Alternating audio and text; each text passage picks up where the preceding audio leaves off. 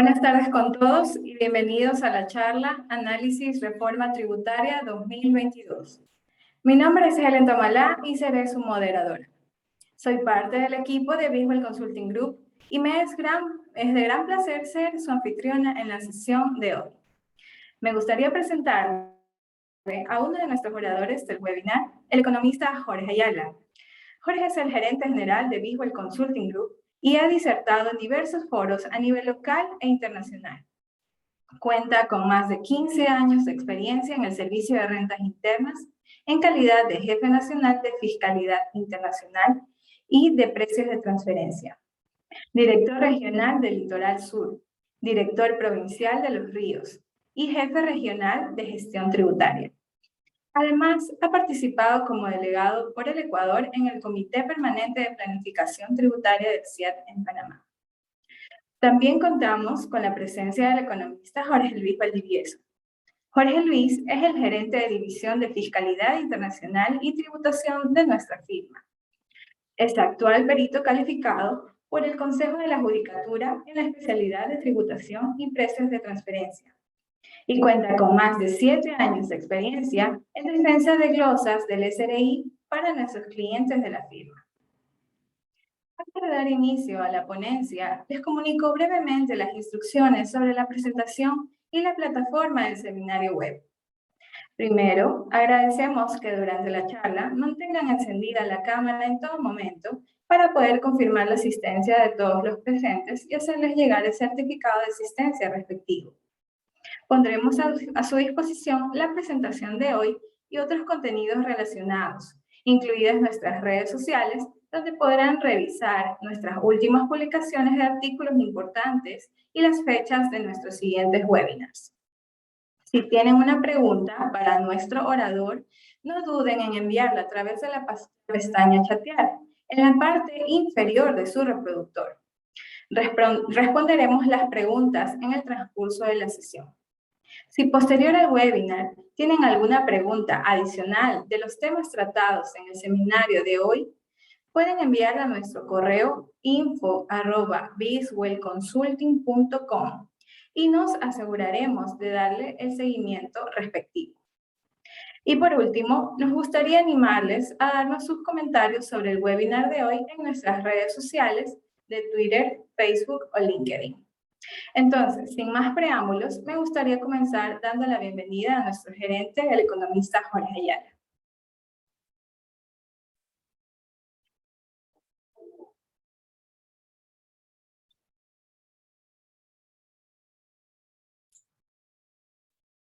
Estimados, buenas tardes con todos. Es un placer para nosotros poder compartir con ustedes esta presentación sobre la reforma tributaria. En principio es una reforma que ha sido devuelta por el Congreso al gobierno, pero creemos que en los próximos días va a ser nuevamente presentada. En este sentido, sigue existiendo la relevancia del análisis de la misma, y eso es lo que vamos a tratar el día de hoy, de evidenciar hacia dónde se dirige la reforma tributaria que está planteada por el gobierno, algunas sugerencias y discusiones que son importantes y necesarias para aclarar en algo una reforma tributaria que sí tiene algunos visos de complejidad. Y en ese sentido nuestra intención es pues brindarles a ustedes un análisis de primera línea sobre lo que puede venir en esta reforma tributaria, que como decimos ha sido retirada, pero que va a ser nuevamente presentada por el gobierno. En este sentido, vamos a dar paso al análisis de la reforma tributaria, ¿no? La reforma surge como idea del gobierno ante una serie de problemas que encontró al inicio del mandato. En términos generales, la reforma se plantea por los siguientes aspectos que tienen que ver con los antecedentes que dan inicio a esta reforma. ¿Qué aspectos tiene de relevancia en esta reforma tributaria que está planteando el gobierno? En principio, la economía del Ecuador ha venido cayendo de manera drástica, principalmente por el tema del COVID. Esta caída del crecimiento del PIB hace que el gobierno busque, y la ley se llama una ley tratando de crear oportunidades de empleo, Y en esa línea pues trataremos de evidenciar cuáles son los aspectos que han traído consigo la reforma.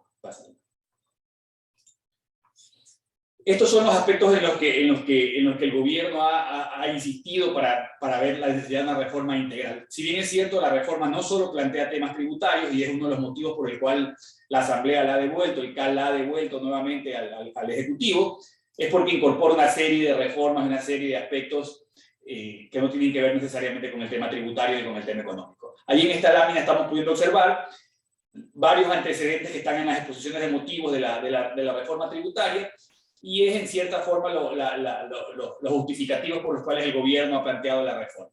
En principio tenemos una caída del PIB, como les he dicho, el año 2020 del 7%, casi cercana al 8%. Adicionalmente a ello hay una caída en el empleo. Esa caída en el empleo también nos está generando dificultades desde el punto de vista de la inserción de la gente en el mercado laboral. El PIB per cápita retrocedió a niveles del 2012. Hay un déficit fiscal que promedio en los últimos años ha bordeado los $7.000 millones, y una deuda pública del sector público no financiero que al día de hoy ya alcanza el 63.9% del PIB. ¿Qué queremos decir con esto? Todos estos son los elementos que justifican una reforma y justifican la reforma del gobierno. Luego podemos discutir si estas motivaciones que dan origen a la reforma pueden ser o no arregladas o solucionadas a través de los elementos que vamos a ir discutiendo. Entonces, la ley creando oportunidades se sustenta en varios cuerpos. Adelante. En varios cuerpos. Hay un régimen laboral alternativo, hay un tema de generación de empleo atado a esto y que viene de la mano con un tema de tratar de buscar mecanismos de flexibilización laboral para que las empresas puedan incrementar la cantidad de trabajadores. Es una reforma que nosotros no vamos a analizar el día de hoy porque tiene que ver con un tema de régimen laboral. Nos vamos a centrar exclusivamente en aspectos tributarios, donde sí vamos a tocar algo sobre el tema de las contribuciones especiales únicas post-COVID. Estas contribuciones las vamos a ir analizando en breve. Es un impacto bastante fuerte para ciertos patrimonios importantes, y creo que es relevante desde el punto de vista tributario que hagamos un análisis sobre esa contribución. Hay un tema de reversión de activos en el exterior, que es muy similar a lo que se denominaba una ley de repatriación de capitales. Tiene la intención de transparentar patrimonios en el exterior. La coyuntura actual es bastante interesante desde el punto de vista de los Pandora Papers, el tema de el Foro de Transparencia Internacional, los acuerdos de intercambio de información que ha venido firmando el Ecuador. Es decir, todos estos elementos creo que dan relevancia al tema de la incorporación de este cuerpo legal en la propuesta de reforma tributaria, como es regularizar activos en el exterior. Y dentro de las diversas reformas que hay en este proyecto de ley, también hay temas tributarios. Hay otro tipo de temas que no vamos a discutir. Nos vamos a centrar, como les decía anteriormente, en el tema tributario. Vamos adelante. Entonces, ¿cuáles son el contenido tentativo que les planteamos? Analizar las contribuciones especiales temporales sobre patrimonio, analizar los cambios en el impuesto a la renta, analizar los cambios en el IVA y en el ICE, y analizar los cambios en el código tributario. Es decir, vamos a tocar desde el punto de vista tributario todas aquellas posibles reformas que el gobierno está planteando. Vamos con el tema de contribuciones especiales. Como les decía, esta es una reforma que el gobierno plantea tratando de incrementar la recaudación tributaria. Esta contribución es temporal y se articula en función del patrimonio tanto de las personas naturales y de las sociedades. Aquí hay un aspecto que es sumamente importante entenderlo y conceptualizarlo. Un sistema tributario de cualquier país se sustenta en 3 tipos de figuras contributivas. Una es los impuestos, las tasas y las contribuciones. Vamos. ¿Por qué les hago esta precisión? Porque creo que hay un error de parte del gobierno a la hora de conceptualizar esto como una contribución especial. La diferencia entre los impuestos, las tasas y las contribuciones se sustentan en que los impuestos no tienen una contrapartida directa cuando lo cobro. Cuando el Estado cobra un impuesto, yo no recibo un beneficio directo de parte del Estado por pagar ese impuesto. Cuando pago una tasa o cuando pago una contribución, yo recibo un beneficio de parte del Estado. Y tanto la tasa como la contribución, el valor está en función del beneficio que recibo por parte del Estado. En este sentido, el gobierno ecuatoriano, a lo largo de los últimos tiempos, ha venido abusando de este concepto de la contribución especial, ya que esto no se configura como una contribución especial. Miren ustedes que en la lámina que ustedes están observando, yo les he puesto el concepto de lo que es una contribución especial. Es decir, una contribución especial se asocia a una obra, a una mejora pública efectuada por parte de una entidad y que al yo tener un beneficio directo sobre esa obra, pues yo voy a pagar o voy a financiar esa obra porque me ha dado un beneficio. Lastimosamente, el COVID y otras circunstancias anteriores como el terremoto hicieron que los gobiernos vean en esta contribución la posibilidad de generar recursos de recaudación inmediata y coyunturales de manera temporal. En esa línea creo yo que el concepto de contribución no se aplica a lo que nos están cobrando, en realidad termina siendo un impuesto. ¿Por qué es un impuesto? Porque no voy a recibir un beneficio asociado al pago de esa contribución. ¿Sí? Esas contribuciones generalmente se asocian cuando yo hago una carretera, hago un parque, hago cualquier tipo de obra pública. Esa obra pública puede mejorar y generar plusvalía para mi propiedad. En ese sentido, el gobierno se ayuda a financiar esta obra pública a través de contribuciones especiales que van directamente a ser cargadas a quien se va a beneficiar de la obra pública. Se diferencia del impuesto a la plusvalía, por ejemplo, porque el impuesto no está asociado a el impuesto a la plusvalía no hay asociado a ningún gasto público en concreto. En esta línea, creemos que, nuevamente, el gobierno comete un error al conceptualizar este impuesto al patrimonio como una contribución. Vamos adelante. Bien, entremos, como les decía, la contribución temporal por el tema post-COVID tiene dos sujetos pasivos. En primera instancia, las personas naturales, y en segundo, las sociedades. Es decir, se cobra el impuesto tanto a las personas naturales como a las sociedades. En el caso de personas naturales, el cobro se da, el sujeto pasivo de esta contribución son las personas naturales residentes en el Ecuador. Si eres soltero, con un patrimonio de $500.000, y si eres casado, el patrimonio en conjunto de $1 millón en adelante. ¿Cómo contabilizamos cuál es el valor sobre el cual tengo que pagar el impuesto, la contribución al patrimonio? Pues contando con la información de mi patrimonio al 1 de enero del 2021. Esa es la base imponible de esta contribución. El valor que tengo declarado en mi patrimonio al cierre del 2020 o al inicio del 2021. Esta contribución personal que el gobierno está solicitando en el proyecto de reforma tributaria se pagaría en 2 años, 2022 y 2023. Es decir, en 2022 pago el impuesto y en la contribución, en el 2023 vuelvo a pagar la misma contribución. ¿Ok? Y como les decía, aplicado a personas naturales. Vamos a la siguiente. ¿Cómo establezco el concepto de patrimonio? Muchos de ustedes ya lo conocen. El patrimonio es igual a los activos menos los pasivos. Y esta parte es sumamente importante. Creo que aquí tiene que ver hay mucha relevancia en el concepto que vamos a explicar.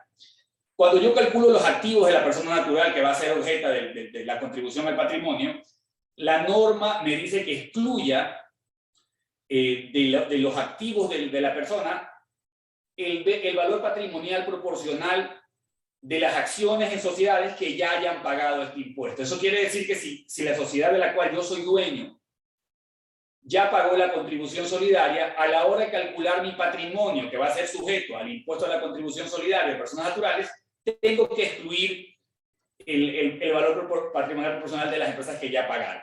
Ahora, ya más adelante vamos a ver la importancia de esto, porque resulta que en el caso de este proyecto de ley que ha mandado el gobierno, se está privilegiando de manera equívoca a aquellos empresarios a los cuales les fue bien en la pandemia, que entiendo no era el objetivo de la norma, sino más bien tratar de que no paguen el impuesto a aquellas empresas que hayan tenido unos malos resultados. Ya vamos a darnos cuenta más adelante que en esta reforma al que le fue mal va a pagar mucho más que al que le fue bien en cuanto a esta contribución solidaria.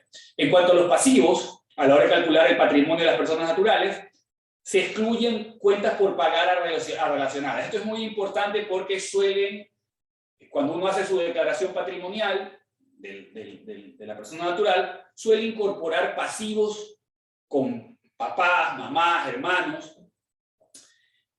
¿Qué es lo que dice la norma? Si estos pasivos o estas cuentas por pagar que tú tengas con personas relacionadas, vinculadas, no son en condiciones de mercado. ¿Qué quiere decir condiciones de mercado?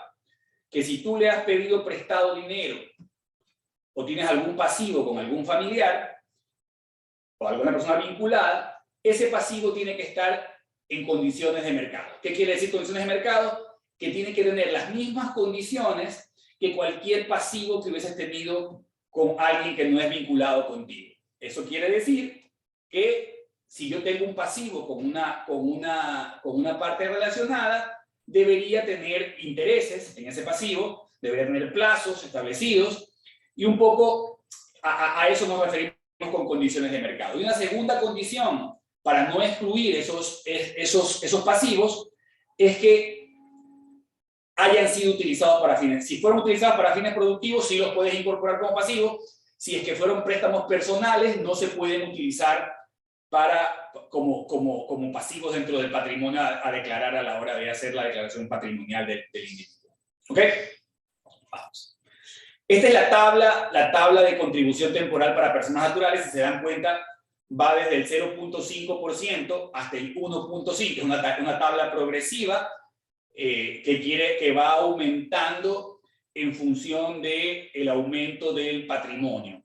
Ahora, tiene la misma funcionalidad que una tabla de impuesto a la renta, porque incorpora los conceptos de fracción básica, de tarifa marginal, es decir, se realiza de la misma forma que se calcula el impuesto a la renta de personas naturales.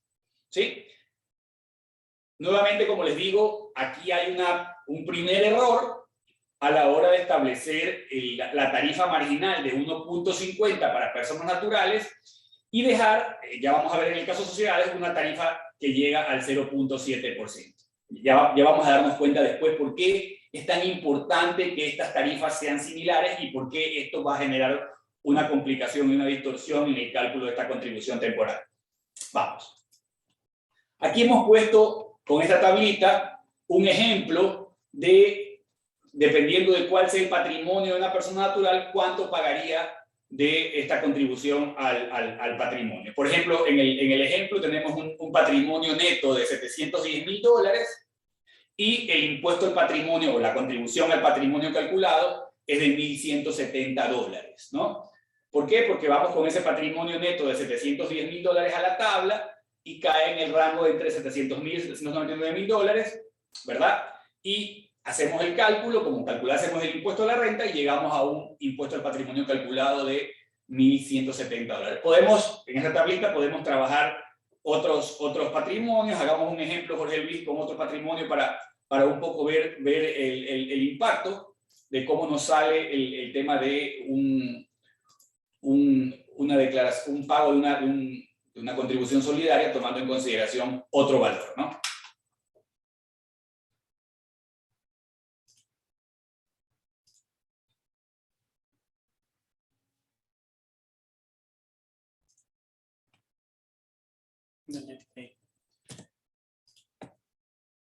Pongamos $1 millón en la contribución solidaria, por ejemplo, en el patrimonio de la persona para ver cuánto pagaría con $1 millón en el patrimonio a la hora de trabajar la contribución solidaria.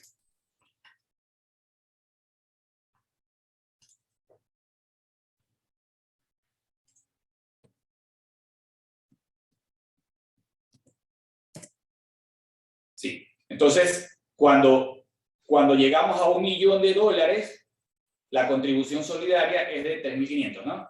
Así es. 3.500, sí. Entonces, ustedes pueden evidenciar que dependiendo del patrimonio neto de las personas, en la medida que aumenta el patrimonio, aumenta la contribución solidaria, y ese es el efecto que buscaba el gobierno a través de una mayor progresividad con este tema de la contribución temporal. Vamos adelante. Ahora, ¿qué es lo que les he puesto aquí en esta lámina que me parece importante? Si yo tenía como utilidades acumuladas en mi patrimonio el tema en el balance de mi sociedad tenía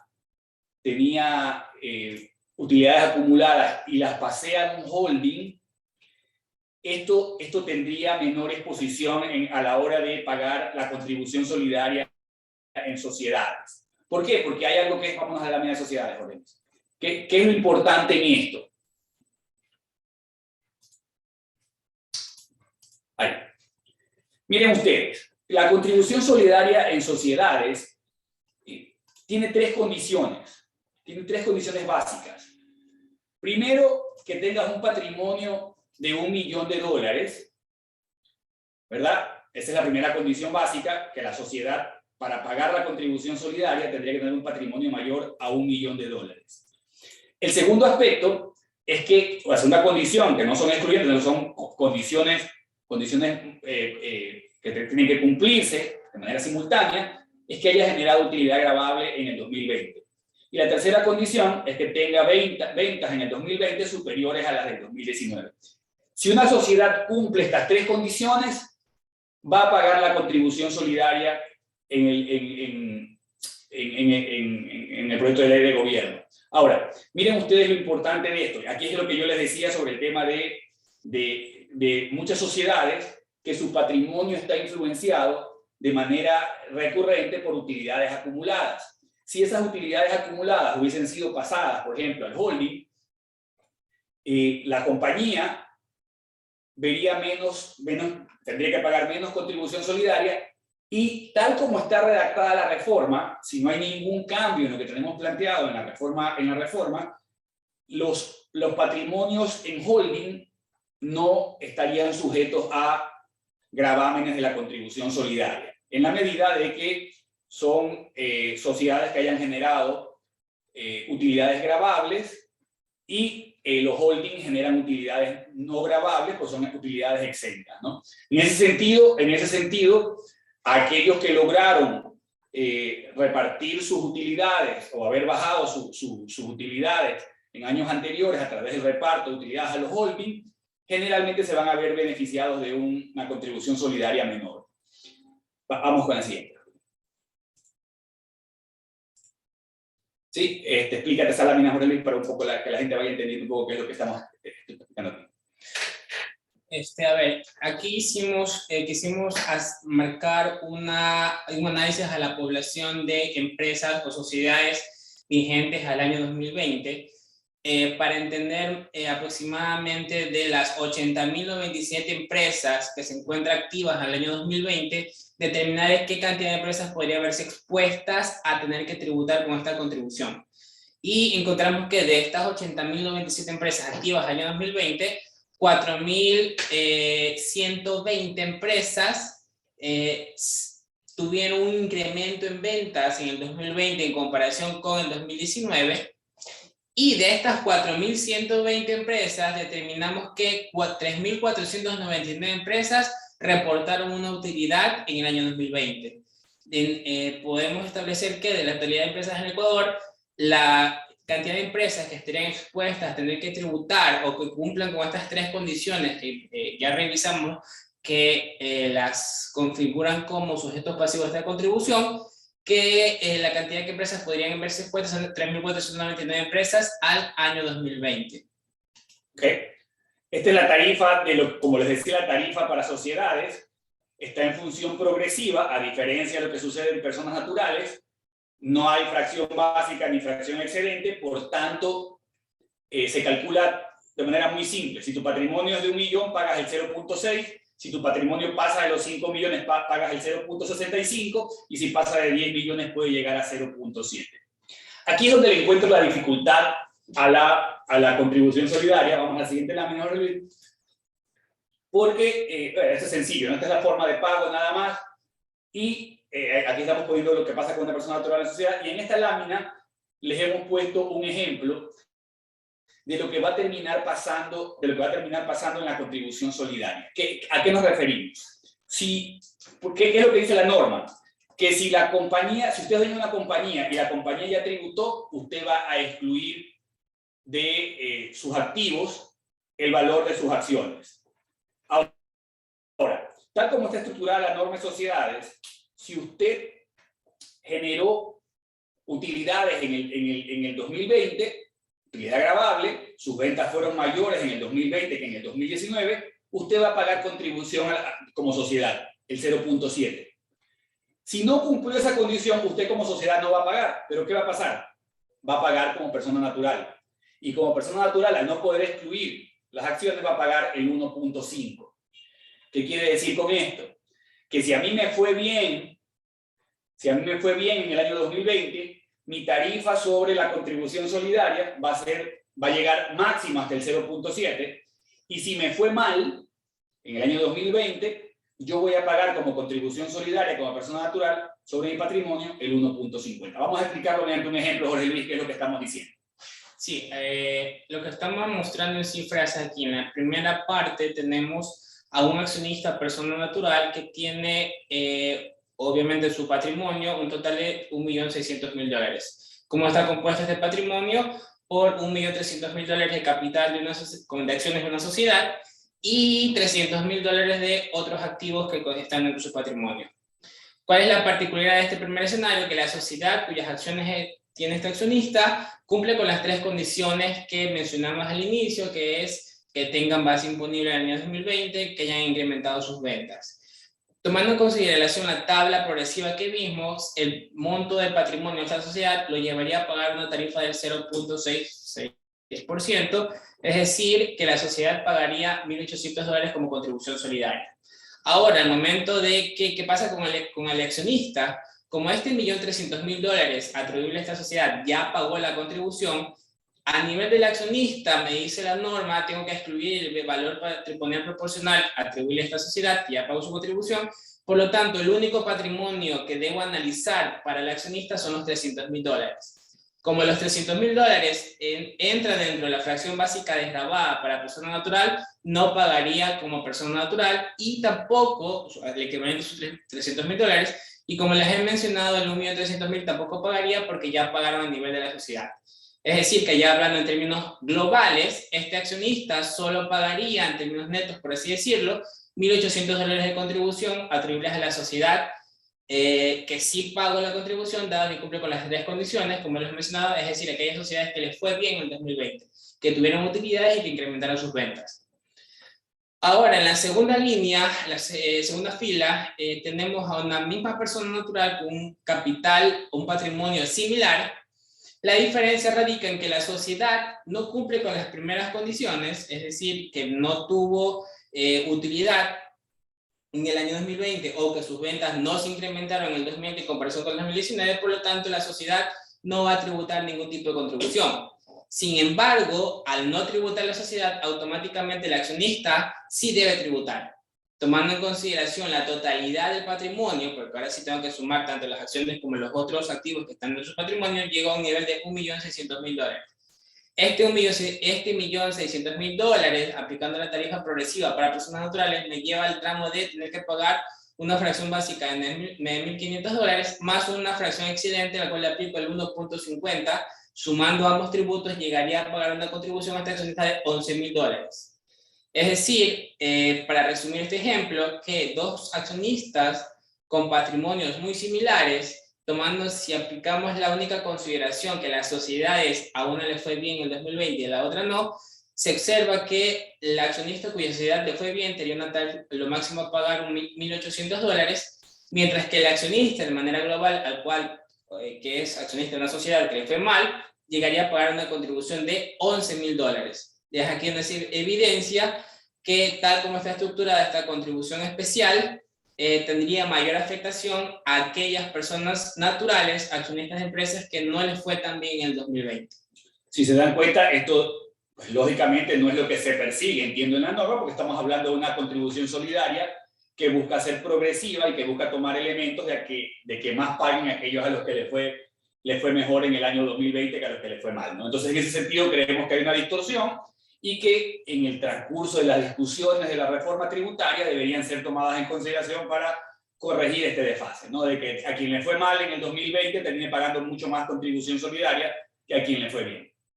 Vamos adelante.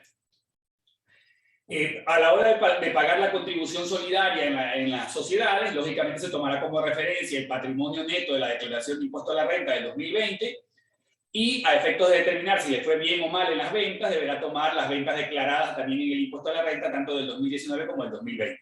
¿Okay? Las empresas públicas están excluidas del pago de esta contribución de acuerdo al catastro que tenga la ley, ¿no? Los pagos de esta declaración, a diferencia de lo que sucede con las personas naturales, que son por 2 años, la contribución solidaria para las sociedades es de un solo año y se debe pagar hasta el 31 de marzo del 2022.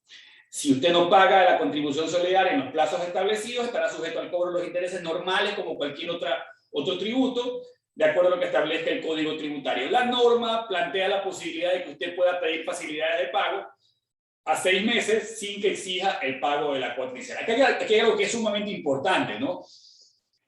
Cada vez que nos solicitan estas contribuciones solidarias, a los gobiernos se les olvida que el patrimonio de las personas no está generalmente en dinero, no es líquido. El patrimonio es ineficiente tener un patrimonio líquido. Los patrimonios productivos tienen que estar justamente produciendo y para eso uno invierte ese patrimonio en acciones, en inmuebles, en una serie de activos que no son dinero. Por tanto, a veces nos hemos encontrado el caso de clientes con patrimonios importantes que en realidad las contribuciones solidarias son bastante onerosas y para el pago van a tener que buscar la forma de financiarla porque lógicamente esa liquidez no existe en las empresas. Más aún cuando venimos saliendo de una pandemia donde el mayor problema justamente ha sido un tema de liquidez, ¿no? Tanto la contribución solidaria de personas naturales como la contribución solidaria de sociedades no son crédito tributario ni son deducibles de ningún otro impuesto, es decir, son pagos a cuenta.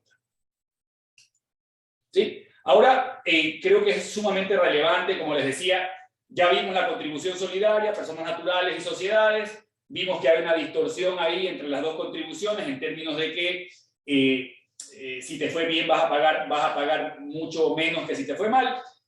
Queríamos también entrar a este régimen impositivo voluntario, único y temporal para regularizar activos en el exterior. Como les decía, yo a lo largo del tiempo he venido sosteniendo que esta es una reforma necesaria. Lastimosamente creo que al gobierno le faltó mucho más de motivación en cuanto a esta norma. No creía importante el tema del 5% de impuesto, porque esto no es una norma que intenta recaudar.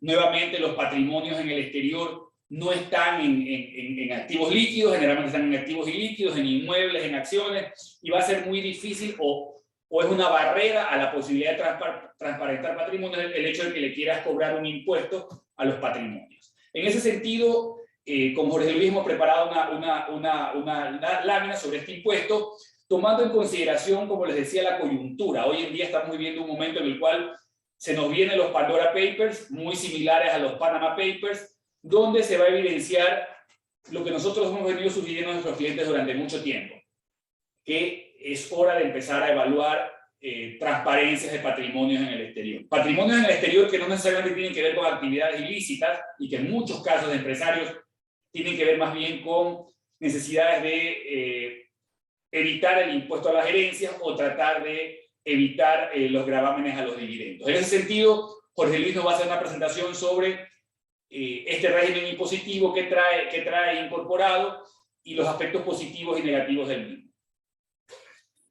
Sí, muchas gracias. Este régimen impositivo, tal como lo comentó el economista Ayala, entendemos que la motivación inicial está orientada a que las personas naturales que por X circunstancias no han transparentado cuáles son sus activos que tienen en el exterior a través de cualquier tipo de mecanismo de estructuración, los revelen y los traigan a Ecuador con la intención de que esos recursos vengan a generar divisas en Ecuador. ¿Por qué creemos, antes de entrar en este régimen impositivo, es importante hablar de las BEPS? Las BEPS es la última corriente en temas tributarios, cuando hablamos de fiscalidad internacional, son promovidas por la OCDE. La OCDE es la Organización de Países, Organización para la Cooperación y Desarrollo Económico, que agrupa las 38 economías más industrializadas del mundo. La OCDE ha estado promoviendo por cerca de ya 6 a 7 años la implementación de los planes o acciones BEPS. Estas BEPS surgen como iniciativa OCDE de combatir la doble no tributación. En la década de 60 y 70, cuando comenzó a analizarse con más fuerza el tema de la doble tributación en Ecuador, es decir, a nivel mundial, los países se ponían a discutir, bueno, si un residente que tiene rentas en el extranjero, tratar de que tengan los suficientes acuerdos o convenios para que no tribute 2 veces. Sin embargo, con el desarrollo de nuevos esquemas y la globalización y el desarrollo tecnológico, lo que se está combatiendo ahora es que estos residentes que generan rentas en el extranjero no tengan una doble no tributación, es decir, que no tributen ya sea en residencia o en fuente. Para tratar de combatir estos esquemas elusivos de planificación tributaria, se crean o se implementan las acciones BEPS. Estas acciones BEPS, y como les mencionaba, impulsadas por la OCDE, se las pueden dividir o son estructuradas en función a 3 pilares principales: transparencia, sustancia económica y coherencia. Estos 3 pilares principales dan como resultado que actualmente se tengan 15 planes o acciones BEPS, cada una de ellas orientadas a reforzar el marco jurídico que las administraciones tributarias tienen a nivel mundial para tratar de combatir esta doble no tributación. Cada plan o acción apunta a tratar de sustentar un aspecto tributario en específico, ya sea la economía digital, los instrumentos multilaterales, el análisis intangible, el precio de transferencia. Y, como les he mencionado, uno de ellos tiene que ver con los instrumentos multilaterales promovidos por las acciones BEPS. Esto implica, como les he mencionado, que en el mundo iniciativa de que desde el punto de vista de Ecuador los residentes ecuatorianos transparenten cuáles son sus activos en el exterior, es algo que todos los países ya lo están, ya hace algunos años atrás lo han venido o tratando de incentivar que exista una transparencia total de los diferentes instrumentos financieros que pudieran llegar a tener los residentes en el exterior. Dentro de estos acuerdos multilaterales, Ecuador ha venido trabajando ya fuertemente en tratar de implementar estas acciones BEPS, tanto así que el 29 de octubre del 2018 Ecuador firmó su adhesión a la Convención Multilateral de Asistencia Administrativa en Francia. ¿Cuáles son las implicaciones que Ecuador haya firmado su adhesión a esta convención multilateral? Que Ecuador ahora, o a partir del 2019, tenía ya posibilidades de intercambiar información en sus diferentes modalidades, ya sea de petición espontánea o automático, con al menos 125 jurisdicciones a nivel mundial. Así también tiene ya la capacidad o el instrumento de recibir asistencia técnica por parte de la OCDE en acciones para implementar herramientas que se sustenten con mayor eficacia la transparencia fiscal. Así como también participar a nivel multilateral en auditorías fiscales simultáneas con otros países miembros de otros países firmantes a esta convención. ¿Por qué es importante o qué implicaciones tiene para Ecuador que haya firmado este acuerdo? Bueno, que Ecuador ahora tiene la posibilidad, la Administración Tributaria de Ecuador tiene la posibilidad de pedir intercambios de información bajo pedido expreso o intercambios de información automático acerca de cuentas financieras. Aquí, Jorge Luis, algo que es sumamente importante. Antes, esta posibilidad de intercambiar información o de pedir información por parte de Ecuador se restringía únicamente a aquellos países con los cuales teníamos convenios de doble tributación, porque en estos convenios de doble tributación existía un artículo que permitía a los países firmantes intercambiar información, ya sea periódica o individual. Hoy en día, con esta firma, este acuerdo multilateral, Ecuador está en la capacidad, la Administración Tributaria Ecuatoriana, de pedir información periódica, es decir, de manera recurrente, en cuanto a movimientos financieros importantes, a cualquier país de los que hemos hablado que están adheridos a esta convención o a este acuerdo multilateral, ¿no?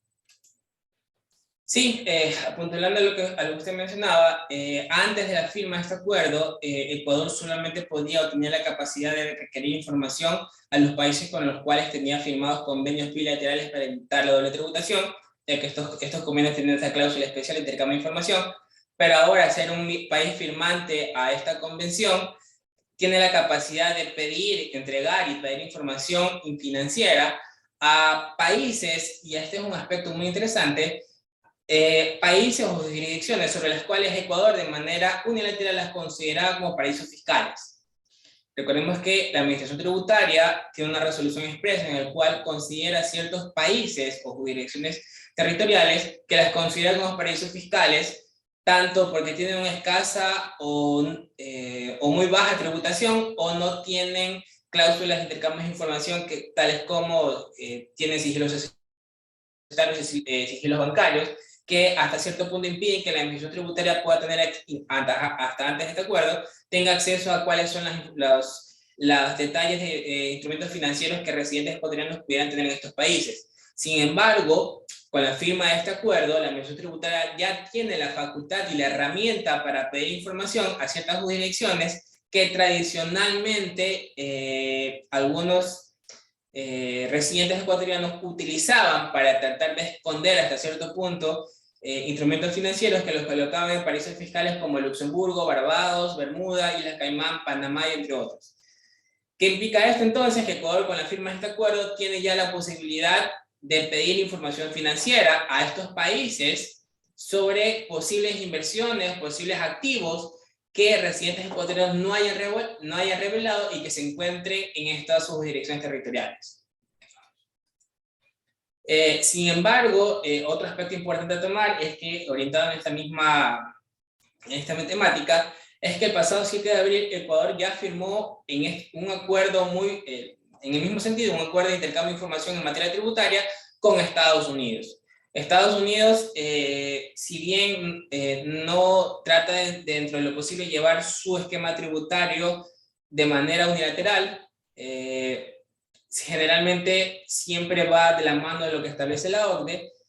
Sin embargo, no es un país signatario de esta convención, pero Ecuador de manera bilateral ha firmado ya un acuerdo de intercambio de información, en el cual, en este acuerdo de intercambio de información, se prevén 3 tipos ya de mecanismos de intercambio para que la Administración Tributaria pueda pedir información al IRS americano. Estos intercambios tienen que ver con intercambios previos requerimientos, intercambios automáticos e intercambios espontáneos. Dentro de los intercambios espontáneos es importante mencionar a qué se refiere. Estos intercambios corresponden a cualquier tipo de información que el IRS americano crea pertinente o relevante y le pueda servir a la Administración Tributaria de Ecuador.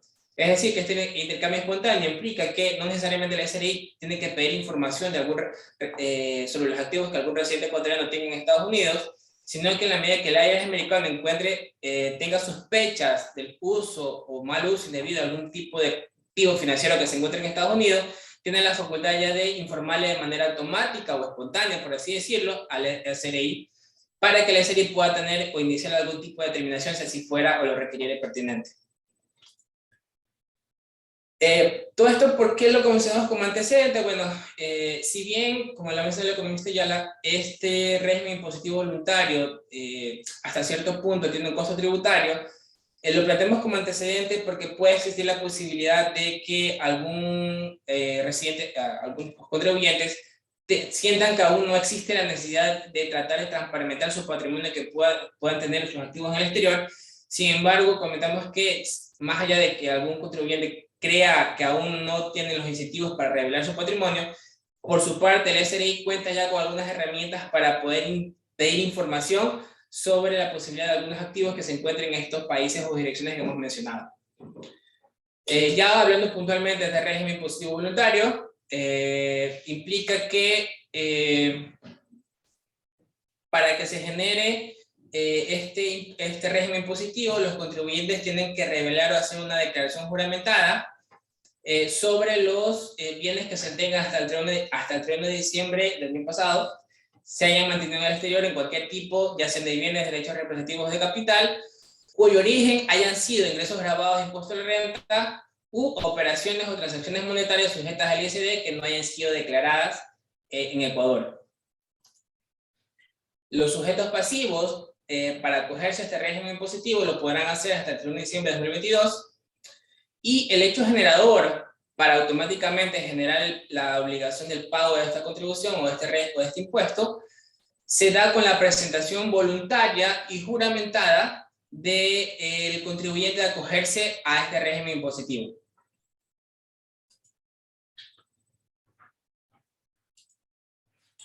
Bajo este esquema, es importante mencionarles que esto involucra que los posibles residentes que quieran, o reecuatorianos que quieran acogerse a este régimen voluntario, es importante que tengan en consideración que esto tiene que estar necesariamente atado a las declaraciones patrimoniales, que ya existe la obligación de declaración en Ecuador desde hace algunos años atrás, y que actualmente se establece que todas las personas que tengan un activos con un monto superior en cifra o datos de 2021, activos con un monto superior a $224.000, tenían ya la obligación de presentar su nexo de declaración patrimonial, y hablando de sociedad conyugal, hasta activos de hasta $448.000.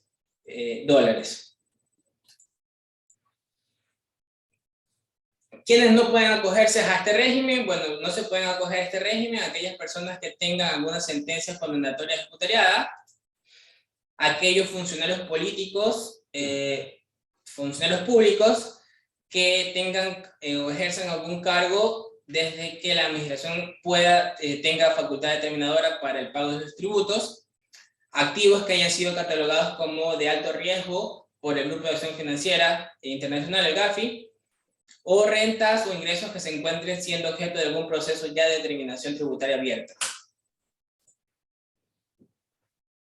¿Qué tipo de bienes deben o se incorporan dentro del régimen? Bueno, los transferidos a algún trozo o fideicomiso vigente al 31 de diciembre de 2020, y aquellos títulos al portador en donde el sujeto pasivo es el propietario del título. El sujeto pasivo, aquel contribuyente que desea acogerse a este régimen impositivo voluntario. ¿Por qué es importante o cuál es la consideración de estos trozos, fideicomisos o estas fundaciones de interés público? Es importante porque tradicionalmente este tipo de estructuras era una práctica común utilizada para de alguna manera tratar de aliviar el pago de tributos sobre los dividendos o inclusive el pago de tributos sobre herencias. Sin embargo, con la normativa tributaria actualmente conocemos que los dividendos remesados a no residentes ya tienen una retención en fuente, por lo tanto ya está pagando impuesto a la renta, y con lo que se va a mencionar más adelante, que actualmente esta propuesta de reforma tributaria involucra una exención en el pago de herencias, no habría incentivos actuales ya para que se sigan manteniendo este tipo de estructuras. Es decir, nuestra sugerencia en esta línea es que hoy en día no tiene mucho sentido desde el punto de vista práctico, desde el punto de vista tributario, buscando eficiencia, tener estructuras o patrimonios en el exterior. Ahora, hay algo de inconsistencia entre lo que hace la administración tributaria, porque por un lado nos está queriendo motivar a que traigamos los patrimonios o que declaremos los patrimonios que están en el exterior, y por otro lado, en el mismo proyecto de ley incorpora una contribución solidaria al patrimonio. Es decir, nos dicen, sí, vengan, declaren el patrimonio, que yo voy a empezar a estructurar contribuciones asociadas al patrimonio. Incoherencia. Al final del día yo lo que diría es que el peor momento para haber puesto esta contribución solidaria es el momento en que estoy buscando la forma de que la gente transparente sus patrimonios en el exterior.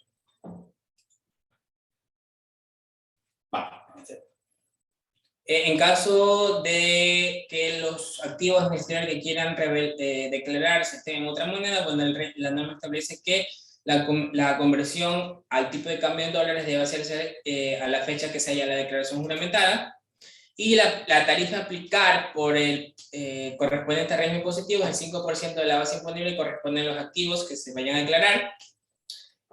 Consideraciones finales respecto al régimen impositivo. Bueno, los beneficios, que con el pago de este régimen impositivo se consideran automáticamente cumplidas las obligaciones tributarias, ya sea de impuesto a la renta o de impuesto a la salida de divisas y ISD, únicamente sobre los bienes, activos, rentas o ingresos que se hayan incluido en esta declaración.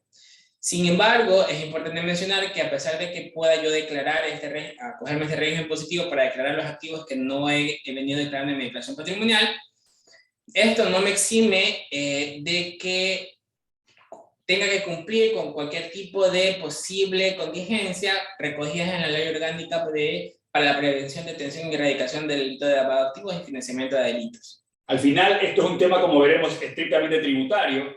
Cualquier origen ilícito de las rentas que dieron lugar a esos patrimonios en el extranjero no están siendo consideradas como parte de este mecanismo de regularización. Como siempre, preocupaba lógicamente que al declarar un patrimonio, ese patrimonio sea causal de impuesto a la renta y me digan, no, este patrimonio no está justificado y por tanto debe pagar el 25% o el 35% de impuesto a la renta. En esa línea, la norma dice, pagas el 5% y con eso quedas prácticamente curado con el tema de estos patrimonios en el exterior, ¿no? Eso respecto a las contribuciones especiales. Ahora, con lo que tenga que ver con impuesto a la renta, en primera instancia se hacen dos cambios importantes a nivel de los criterios para establecer residencia fiscal de personas naturales en el Ecuador. El primer cambio tiene que ver que dentro de uno de los criterios para establecer residencia fiscal me decía que sería residente fiscal ecuatoriano si he permanecido más de 183 días hasta entonces periodos fiscales. Sin embargo, yo podía establecer que mi residencia fiscal era en otro país para no ser acogido a esta normativa. Y la única cláusula de exención para no configurar residencia en Ecuador es que yo pruebe que permanecí más de 183 días en este otro país. Con la reforma se establece que no solo debo probar que permanecí más de 183 días en otro país, sino que también mi núcleo principal de actividades de intereses económicos también se radica en ese país. ¿Por qué es esto importante? Porque, bueno, existían empresarios que trasladaban su residencia fiscal a su país fiscal, por decir, Panamá, con el objetivo de, al no configurar residencia fiscal en Ecuador, no paguen impuestos en Ecuador. Ahora, con esta reforma, me establece que está bien, yo puedo configurar mi residencia fiscal en Panamá, pero debo probar no solo que permanecí en los últimos 2 años 183 días en Panamá, sino que también mis negocios, mi actividad económica se genera principalmente desde Panamá. Si yo no puedo probar esto, la administración tributaria seguirá presumiendo de que la residencia fiscal se configura en Ecuador y tener que pagar tributos por 4 años más.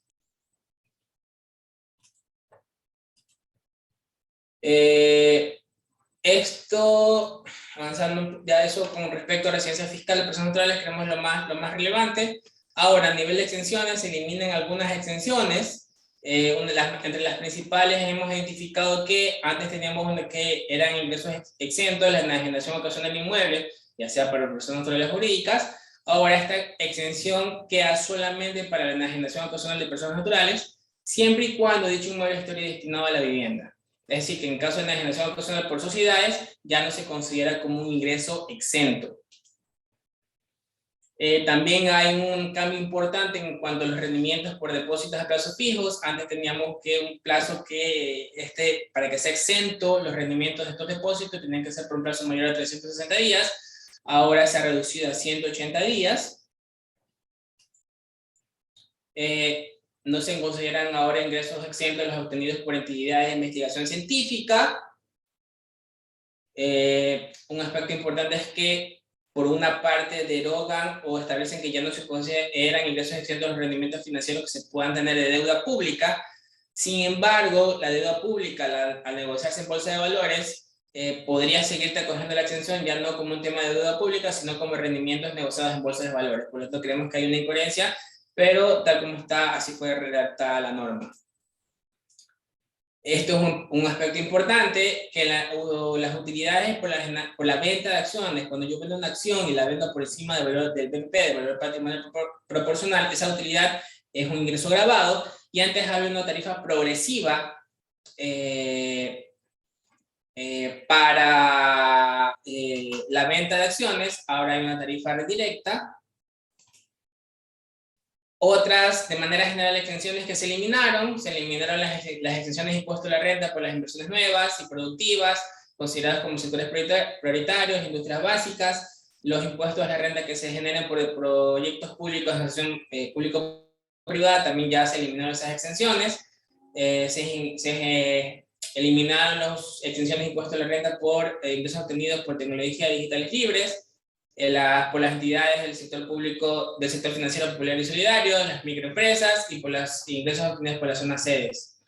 Al final del día lo que estamos diciendo es que hay una exoneración hay una eliminación de una serie de exoneraciones que estaban establecidas en norma y que entendemos que el Fondo Monetario Internacional ha venido observando este tipo de prácticas de generar exenciones para nuevas inversiones. Primero porque rompe con los conceptos de equidad tributaria. Hay dos personas que están haciendo la misma actividad, uno se acogen por inversiones nuevas y otro que no ha hecho inversiones nuevas no se acoge. En ese sentido, en la norma ya se eliminan todo este tipo de exoneraciones. Si alguien quiere gozarlas, tendría que tratar de trabajarlas en estos 3 últimos meses del año para tratar de lograr alcanzar algún tipo de estas exoneraciones, ¿no? Otras, sin embargo, no todo es malo por así decirlo, se incorporan ciertas deducciones adicionales. En el caso de depreciaciones por maquinaria y equipos orientados a la construcción sustentables, se permite una deducción adicional del 100% de depreciación. Pero así también, en cuanto a un aspecto que siempre se utilizaba mucho a nivel de conciliación tributaria, que eran los beneficios de deducción adicional por el incremento neto de empleo o por contratar a discapacitados, esta deducción adicional se elimina. Se elimina también la deducibilidad de las provisiones para atender los pagos por desahucio y pensiones jubilares. Esto crea una problemática porque hasta el 2021 teníamos lo de tener que tener los fondos de inversión, que si no los generabas un fondo de inversión tenías que generar un impuesto diferido, pero al aprobarse para el 2022 ya automáticamente no te serviría esta provisión. Sin embargo, es lo que están planteando. Se elimina la forma tradicional de los gastos personales que hemos tenido por más ya de 10 años. Aquí hay un tema interesante porque recuerden que la norma contemplaba la posibilidad de que los contribuyentes puedan descontar de su base imponible los gastos personales. Particularmente fui uno de los, digamos, el creador del tema de los gastos personales en el Ecuador. Cuando se lo creó en el Ecuador el tema de los gastos personales, se lo hizo con la intención de que dos personas que ganan lo mismo, pero uno que tenga hijos y otro que sea soltero, pues no lleguen a pagar lo mismo, porque uno tiene gastos en educación, gastos en salud mayores que los otros. Hoy en día esa posibilidad se elimina y se plantea un esquema distinto que ya vamos a ver más adelante que nos está generando inconsistencias desde el punto de vista que al final nuestra sugerencia siempre fue para el gobierno que se amplíe la cantidad de contribuyentes que pagan el impuesto. Con esta reforma no se está ampliando, porque si antes no pagaban impuesto a la renta quienes ganaban menos de $25.000, con esta reforma sigue exactamente más o menos lo mismo. A partir de $20.000 empiezas a pagar impuesto a la renta, pero hay un gravamen, hay un cambio de gravamen súper excesivo hacia la clase media. Hay muchas inconsistencias en la redacción del proyecto de ley en cuanto al impuesto a la renta de personas naturales. Ya vamos a darnos cuenta del por qué, pero es una reforma que golpea mucho a la clase media en términos de cálculo del impuesto a la renta de personas naturales, ¿no? Se eliminan, ya cambiando a otro punto, se eliminan las deducciones adicionales que tenían las microempresas pequeñas y medianas respecto a gastos de capacitación más productividad. Esta deducción adicional la pierden. Sin embargo, se incorpora una posibilidad en las medidas que tenga pagos por publicidad, patrocinio y becas de deportistas o programas o proyectos deportivos, sí voy a tener una deducción adicional de 150%. Aquí la única particularidad, por así decirlo, es que incorporan una especie de multa porque se va a vigilar que efectivamente los gastos se hayan hecho a deportistas o proyectos deportivos. En la medida que se pruebe de que no el gasto reportado en mi primera instancia como publicidad de patrocinio no fue orientado efectivamente a estos deportistas, ahí existe una posibilidad de que la multa sea el 100% del gasto por el cual se vieron beneficiados. Se eliminan las deducciones adicionales por formación dual. Un aspecto importante asociado al tema del ICE, como sabemos, se elimina el ICE a los servicios de telefonía móvil y telefonía fija. Por lo tanto, la deducción que tenían las operadoras de call center por los gastos en telefonía fija y móvil avanzada también se elimina como gasto de deducción adicional. En temas de los gastos por organización y patrocinio de eventos, antes teníamos una deducción del 150%, ahora solamente es del 100%, y se eliminan ciertas condiciones adicionales que existían. Los aportes destinados a favor de proyectos de protección, conservación y restauración ambiental se incorporan como gastos deducibles. Sin embargo, este rubro no puede ser superior al 100% de los ingresos percibidos durante el año. Ahora, aquí tomando nuevamente el tema de los gastos personales, la forma ahora en la cual yo voy a utilizar mis gastos personales para deducirlos de mi impuesto a la renta, hablando de personas naturales, tiene que ver con el hecho de que yo voy a poder utilizar una especie de crédito tributario asociado a esos gastos personales. ¿Qué quiere decir esto? Que si mis rentas brutas, es decir, si mis ingresos brutos no exceden las 2 fracciones básicas desgravadas de impuesto a la renta, yo puedo utilizar como crédito tributario, es decir, como posibilidad de deducir directamente del impuesto causado el 20% de mis gastos personales, y si mi renta bruta excede estas 2 fracciones básicas desgravadas, solamente poder utilizar como crédito tributario el 10% de esos gastos personales. En un momento vamos a ver esto ya con números, pero esta es la nueva forma de que mis gastos personales me pueden servir ahora. Claro, en menor cuantía, pero tengo alguna posibilidad de deducir gastos personales del impuesto a la renta.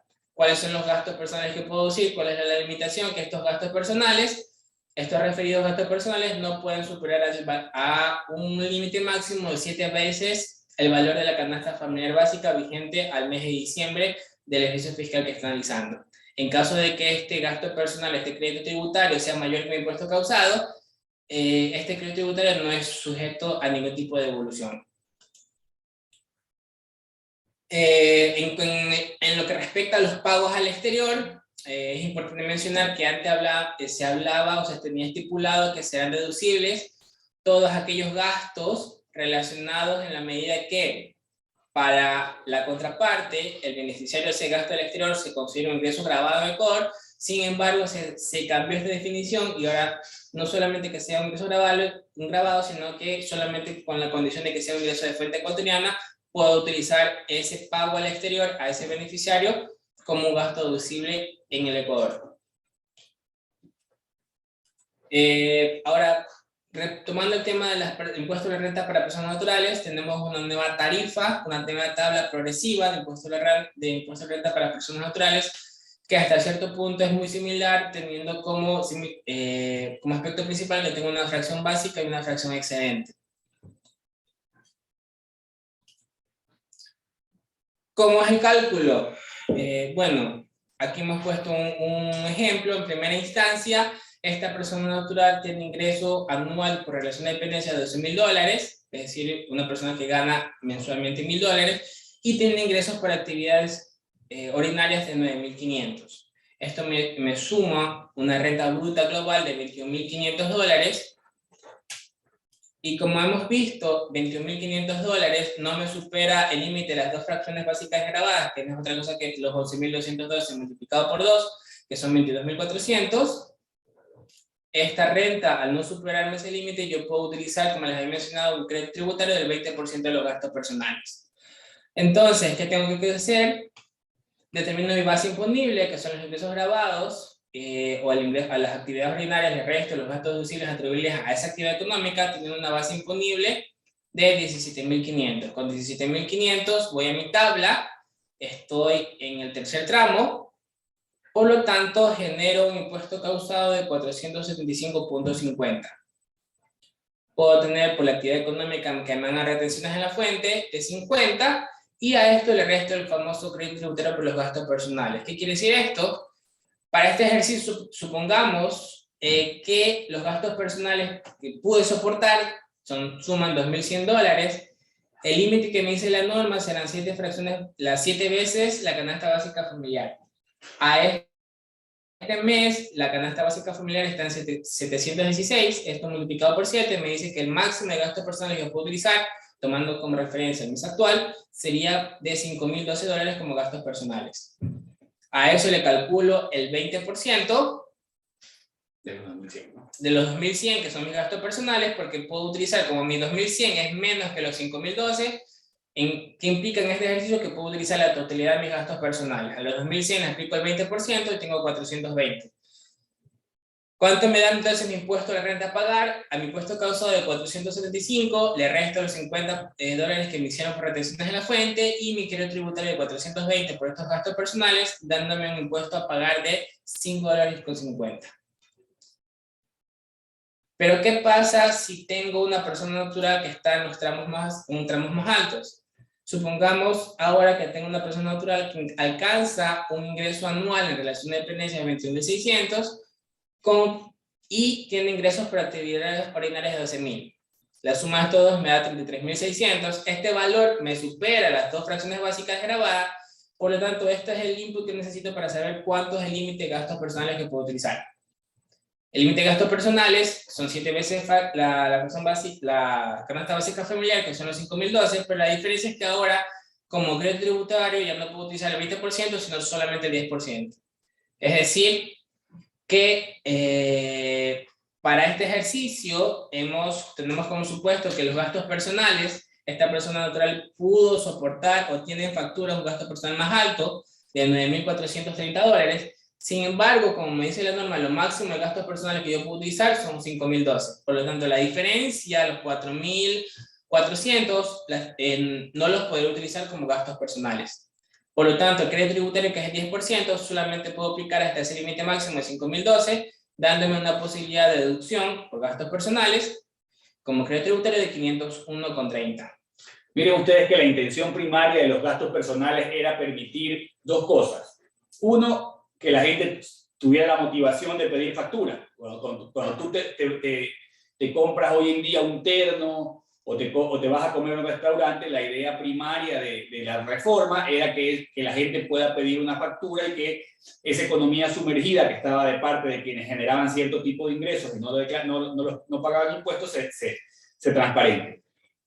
Con esta reforma prácticamente la gente no va a tener mayor motivación a pedir gastos personales porque tienen una limitación muy marcada a poderlos utilizar, ¿no? Es decir, si superas las dos fracciones básicas, es máximo el 10% del total de tus gastos personales. En ese sentido pierde mucha relevancia el tema de solicitar facturas y de que un poco se formalice mucho más la economía en el Ecuador, ¿no? En el impuesto a la herencia, bueno, se exonera el impuesto a la herencia a los beneficiarios que tengan un vínculo de consanguinidad de primer grado, en línea descendente, es decir, los hijos y los cónyuges. Se eliminan las deducciones adicionales que tenían las microempresas y los exportadores habituales. Las microempresas tenían un límite de deducción de una fracción básica desgravada de impuesto a la renta para el cálculo de su tarifa general de sociedades, se elimina esa deducción adicional. Y los exportadores habituales tenían una reducción de su tarifa, se elimina también esa reducción, es decir, los exportadores habituales pasan a pagar las mismas tarifas general de impuesto a la renta para sociedades. Esto es lo que les mencionaba inicialmente. Anteriormente, en la utilidad de venta de acciones, cualquier utilidad que tenga en venta de acciones que se encuentre por encima del valor patrimonial proporcional está sujeto a un impuesto a la renta. Antes se tenía una tarifa progresiva, ahora se tiene una tarifa única que es del 10% sobre esa utilidad. Es decir, que a la medida que yo venda acciones y revele una utilidad, esa utilidad está sujeta a un pago único de impuesto a la renta del 10%.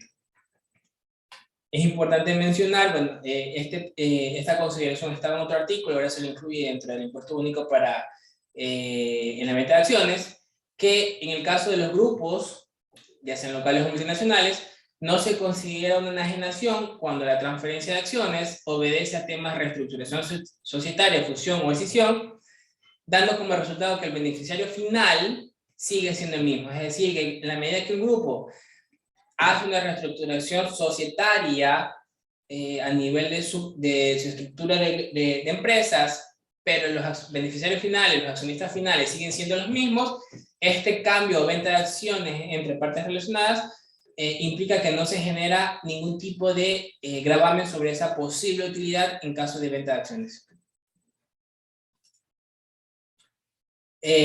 También se elimina la rebaja de 10 puntos porcentuales que tenía la zona C por pago de impuesto a la renta. Como les he mencionado, es una ya constante de tratar de ir eliminando todas esas deducciones o exoneraciones de impuesto a la renta que tenían ciertos aspectos como la zona C, de los exportadores habituales, las inversiones nuevas productivas, han sido eliminadas o se eliminarían con esta ley o esta reforma tributaria.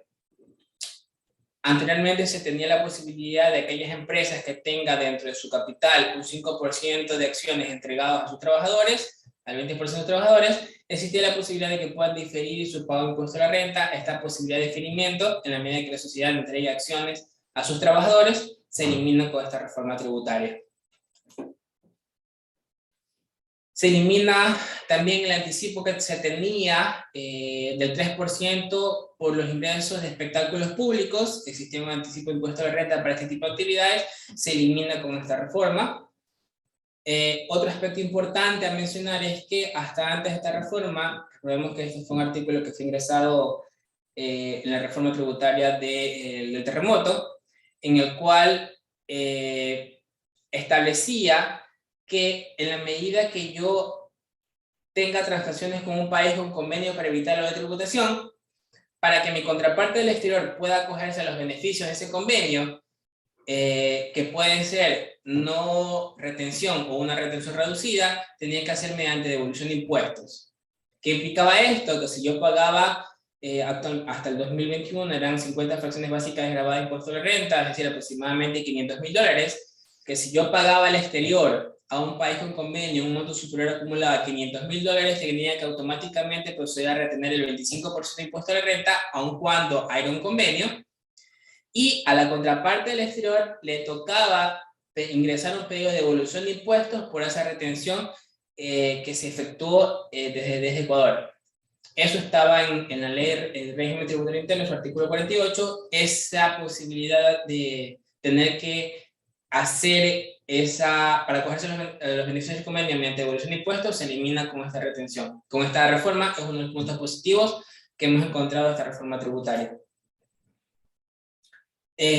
Otro aspecto importante a considerar en temas, hablando de fiscalía internacional, antes teníamos que los ingresos, hablando como residente ecuatoriano, si yo generaba ingresos en el exterior y estos ingresos en el exterior pagaban ya impuesto a la renta, no venían de paraísos fiscales, cuando yo los incluía en mi declaración de impuesto de renta en Ecuador, debía considerarlos como ingreso exento. Esta reforma cambia o incorpora un cambio en cuanto a los mecanismos para evitar la tributación, y ahora lo que dice es, ya no es renta exenta, es renta gravada, y lo que pagué como impuesto fuera del país, lo puedo utilizar como crédito tributario en mi declaración local. Eso con impuesto a la renta. Existen también ciertas reformas que fueron incorporadas a nivel de impuesto valor agregado e impuesto a los consumos especiales. De manera general se incorporaron nuevos productos que graban una tarifa cero de IVA, entre los principales los mascarillas, oxímetros, alcohol y gel antibacterial superior al 70% de concentración. Esto por de alguna manera, por el tema de la pandemia que estamos pasando, para de alguna manera incentivar su consumo. Se eliminan otros tipos de productos que antes tenían una tarifa cero de IVA, como las lámparas LED, aviones y avionetas, los vehículos eléctricos para uso particular, las cocinas eléctricas también se eliminan como dentro de las transferencias que me causaban un IVA con tarifa cero. En los paneles solares, otros productos que se incorporan ahora que pasan a tributar o tener que estar expuestos a una tarifa de IVA con 0%, toallas sanitarias, productos de uso femenino y importación de combustibles derivados de hidrocarburos de combustibles. A nivel de servicios, se elimina el IVA en la suministro de dominios de página web y se incorporan como tarifa como IVA 0% en prestación de servicios los prestados por establecimientos para alojamiento turístico, pero para extranjeros. En cuanto a las posibilidades de evoluciones del IVA como crédito tributario, anteriormente quienes eran beneficiarios de esta posibilidad de evolución eran los exportadores y sus proveedores de exportadores. Sin embargo, este beneficio ahora también se incorpora a los proveedores directos de las empresas que sean propiedad de los exportadores.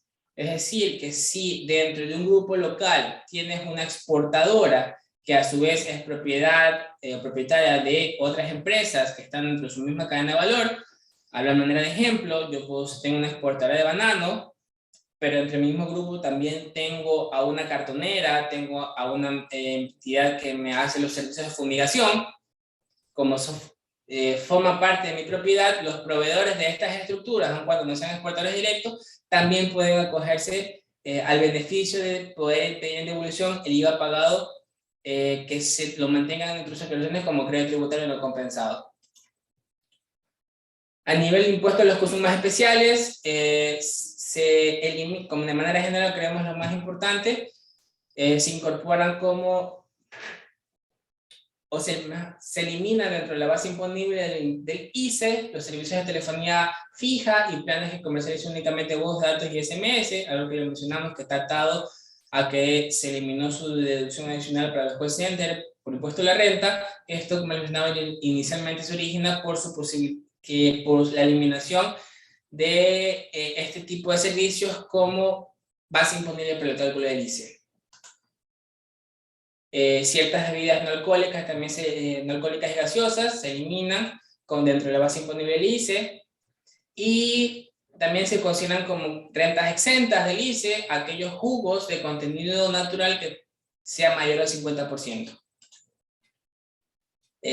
Existen dentro de las tarifas de valores vigentes del 2021 ciertos grupos de productos que tienen modificaciones a nivel de las tarifas, y eso dentro del ICE no hay mayores cambios. Sin embargo, a nivel del Código Tributario, dentro de los puntos principales, se incorpora a criterios fundamentales para que se pruebe la sustancia jurídica y económica. Es decir, ¿qué implica esto? Es importante, lo consideramos, porque dentro de una posible determinación tributaria, la administración tributaria en las últimas glosas en las cuales hemos tenido la oportunidad de participar, ya está revisando fuertemente no solo la forma, sino el fondo de las operaciones que pueden tener algún tipo de suspicacia o de política de planificación tras este tipo de operaciones. Esta reforma de inclusión del Código Tributario establece ya los lineamientos de manera general para que se pueda tener claro qué se considera como sustancia jurídica y económica. ¿Qué criterios fundamentales tienen que revisar ahora? La administración tributaria tiene que revisar. Bueno, si la estructura jurídica que está siendo analizada forma parte de las modalidades aplicables al tipo de actividad económica. Es decir, si el modelo de negocio que se está analizando es una práctica común dentro del sector en el cual opera. También toma importancia si el resultado de esta planificación es neutro, es decir, que esta posible planificación no genera una disminución del pago de tributos, siempre y cuando que ambas partes transantes sean residentes en Ecuador. Si una de las partes transantes no es residente ecuatoriano, puede ser una de las causales para que se quiera cuestionar la sustentabilidad económica de estas transacciones. Y otro aspecto principal es que el Código Tributario exige que la administración tributaria proceda a revisar si no existe algún precedente a nivel de jurisprudencia que se haya vigente ya en transacciones similares. Este aspecto da un poco más de tranquilidad desde el punto de vista tributario al hecho de que anteriormente el SDI le parecía que una operación no tenía sustancia económica y la glosaba inmediatamente sin tomar en consideración que lo que es gasto para una empresa terminaba siendo ingreso para otra, y al final el resultado en términos de recaudación para el SDI no se veía afectado. En esa línea creo que el tema de incorporar el tema de que no hay un impacto tributario en términos de recaudación, no debería existir ninguna glosa desde el punto de vista de argumentar falta de sustancia económica. Si yo le pago por un servicio y el SRI me dice que ese servicio no era necesario para mi actividad económica, pero quien generó el servicio ya pagó un impuesto a la renta, no tiene sentido que me glosen. Al final no hubo un perjuicio para el Estado en ese sentido, ¿no? Otro aspecto importante queremos resaltarlo, revelarlo, tiene que ver que dentro de todo cualquier acto administrativo, tiene que ahora la administración tributaria, para que se encuentre suficiente motivado cualquier tipo de acto, el funcionario tiene que soportar adecuadamente por cuál es el motivo para cual determinada información se considere inexistente o carente de sustancia económica. No puede pasar ahora que para algún funcionario de la Administración Tributaria simplemente yo entrego una prueba para soportar la sustancia económica de una operación y no me diga cuál es el motivo exacto por el cual esa información no puede ser utilizada para dar de baja la glosa. Esto se incorpora dentro del Código Tributario y creemos un aspecto importante como aspecto positivo o reformado dentro del Código Tributario. Otros aspectos importantes, dentro del plazo de la prescripción de cobro, antes teníamos 2 plazos de 5 y 7 años, ahora queda de manera general los 5 años. Se preveía ya la posibilidad de que la Administración Tributaria extinga de manera general ciertas obligaciones pendientes, y ahora se establece que la posibilidad de que la Administración Tributaria pueda emitir extinciones masivas de obligaciones, pero en la medida que estas obligaciones no superen un salario básico unificado para trabajadores. Y finalmente, otro aspecto importante de mencionar, dentro de la caducidad de la facultad determinadora, antes teníamos 2 plazos a tener en consideración, 3 años y 6 años respectivamente. La intención de esta reforma es dejar un solo plazo de 4 años, sin perjuicio de que se haya presentado o no la declaración. Es decir, antes teníamos que considerar 3 años y 6 años en la medida que se considere la declaración incompleta. Ahora el Código Tributario, en la medida que pase esta reforma, dejaría un solo plazo, que sería de 4 años de caducidad de la facultad determinadora. Eso, de manera general, lo que queremos mencionar. Una consulta tenemos. Sebastián Arias. Sí, a ver Sebastián, hay un efecto importante en términos de recaudatorios. El gobierno se había planteado inicialmente una recaudación con esta reforma tributaria de 2.000 millones.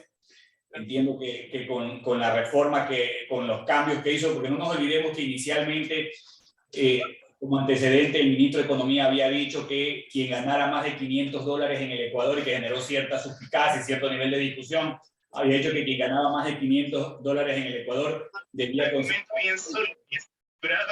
Y en ese sentido un poco la idea es que después de esa declaración tuvo que irse un poquito hacia atrás con el tema de esa declaración, y ya no gravó con impuestos a quienes ganan más de $500. Es decir, en el Ecuador, si esa propuesta hubiese dado pie a que quien gane más de $6.000 en el Ecuador ya tenía que pagar un impuesto a la renta, hoy no se lo hace. Quedaron prácticamente los mismos que pagábamos antes, son los mismos que seguimos pagando el impuesto a la renta, pero el cambio que se dio fundamentalmente es en estos temas de los gastos personales. Hay unos temas de eliminación de ciertas exoneraciones que le van a dar algo de flujo al gobierno en términos de recaudación. Hay el tema de la eliminación de exoneraciones, que también ayudan muchísimo al gobierno, y creemos que la reforma estaría bordeando más o menos los $1.000 millones en términos de recaudación. Lógicamente habrá que ver los escenarios que al final del día salgan y qué aspectos se mantengan o se excluyan en esta reforma. Creo yo que el puntal más fuerte, que son las contribuciones y las reformas al impuesto a la renta, tienen que ser revisadas. Ya lo hemos anotado anteriormente, que tienen una serie de inconsistencias. En el caso de las contribuciones solidarias, haciendo que quien le fue mal pague más, y en el caso del impuesto a la renta, haciendo que el tema de la eliminación de los gastos personales termine afectando, porque claro, al que gana muchísimo más, un descuento de $14.000 no le afectaba mucho, pero quien estaba en el rango medio de la tabla, esas deducciones de $14.000 le permitían un descuento bastante importante de su impuesto a la renta.